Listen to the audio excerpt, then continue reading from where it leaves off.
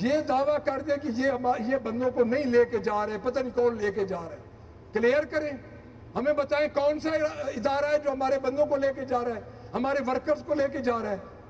سر یہ کوئی مذاق ہے؟ یہ کیا طریقہ ہے کہ ایک ضمانتیں ہوتی ہیں، 349 ایف آئی آر ہے، 172 179 اینڈ آئی تھنک اور ایف آئی آر ہے قمر مشانی میاں والی کے ہیں، لاہور سے بندے کریک ڈاؤن کر کے اٹھائے جا رہے ہیں۔ یہ ہمارے ایم پی صاحب آپ کے بیٹھے ہیں، پریویلیجز موشن بھی ہم ان کی دے رہے ہیں۔ میں نے اس دن بھی بات کی تھی، یہ اپنے گھر سے نکلے، آپ کے سٹنگ ایم پی ہیں، آپ کا سیشن جو تھا وہ کال ہو چکا تھا، اس کو پولیس نے ہمارے ایم پی صاحب کو اٹھا کے لے گیا، صبح 8 بجے انہوں نے چھوڑ دیا۔ سر یہ اس طرح گڈی گڈی نہیں چلے گا کہ ہمیں اور کہیں اور باہر اور کہیں۔ سر بجٹ سیشن آ رہے ہیں، ہم ایسے نہیں چلنے دیں گے۔ ہم اب احتجاج کی طرف ہمیں جان بوجھ کے دھکیلا جا رہا ہے۔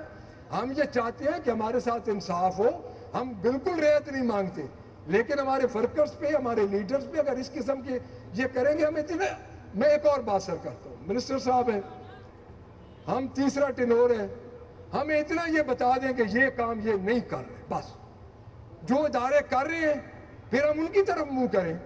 ہمارے اوپر جتنے ظلم ہو رہے ہیں، ہمارا اندر جو ہے نا سر وہ اب سخت ہو چکا ہے، ہم ظلم سہ سکتے ہیں، یہ کوئی مذاق نہیں ہے۔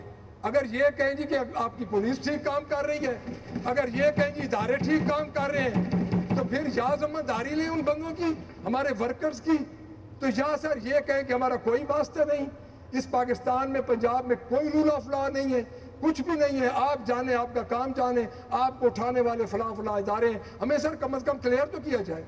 ہمیں جہاں سے گھر جاتے ہیں ہمارے ساتھ جو سلوک ہو رہا ہے، ہمارے بچوں کو، ہماری بہنوں کو، ان کی چادر اور چار دیواری کا جو تقدس در پامال ہو رہا ہے، سر یہ کیا ہے؟ اس طرح نہیں ہوتا۔ میں صرف اتنی بات ہی پوچھوں گا۔ Thank you very much sir. جی minister for parliamentary affairs, no cross talk جی، پلیز تشریف رکھیں منسٹر صاحب کو بات کرنے دیں۔ جی میاں صاحب، میں امید کرتا ہوں کہ اپوزیشن لیڈر صاحب کی بات ہمارے سب لوگوں نے بہت اطمینان سے اور سنی ہے۔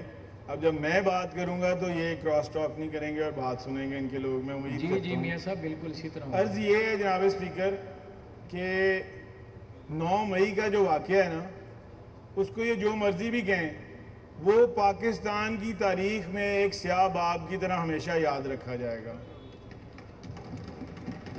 9 مئی کو جو کچھ اس پاکستان میں ہوا، وہ کبھی کوئی سیاسی یا مذہبی جماعت سوچ نہیں سکتی تھی کہ وہ ریاست پہ ایسے کوئی جماعت حملہ کر سکتی ہے۔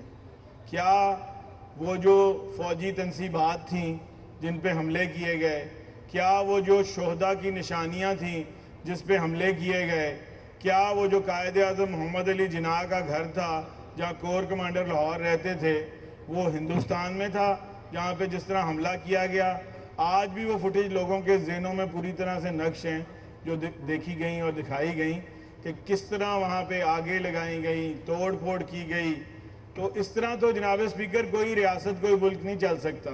اگر آپ اپنے سب سے سیکیورٹی فورسز کے ادارے، وہ پاک فوج جو آپ کی سرحدوں کی حفاظت کرتی ہے، اس پاک فوج کے اوپر آپ حملہ کرنے لگ